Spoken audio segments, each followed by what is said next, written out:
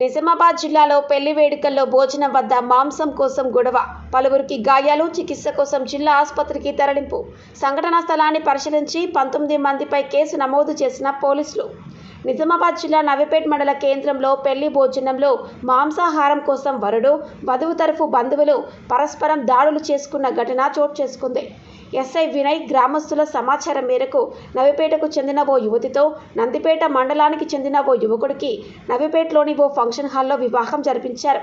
అనంతరం విందులో వరుడు తరఫు నుంచి వచ్చిన కొందరు యువకులకు మాంసాహారం వడ్డించారు. కానీ మటన్ ముక్కలు తక్కువగా వేశారంటూ వారు వడ్డించే వ్యక్తులతో వాగ్వాదానికి దిగారు. దీనిపై వధువు బంధువులు కల్పించుకోవడంతో ఇరు పక్షాల మధ్య గొడవ తీవ్రతమైంది. వంట గరిటెలు, రాళ్లు, కర్రలతో పరస్పరం దాడులకు పాల్పడడంతో కొంతసేపు ఉద్రిక్తత నెలకొంది. పోలీసులు ఇరు వర్గాలను సముదాయించారు. ఒక వర్గానికి చెందిన ఈర్నాల సత్యనారాయణతో పాటు మరో 11 మంది, మరో వర్గానికి చెందిన పత్రి సాయిబాబాతో పాటు మరో 6గురిపై కేసు నమోదు చేసినట్లు ఎస్ఐ వివరించారు. గాయపడిన సత్యనారాయణ, సాయిబాబా సహా 8 మందిని నిజామాబాద్ ప్రభుత్వ ఆసుపత్రికి తరలించినట్లు తెలిపారు.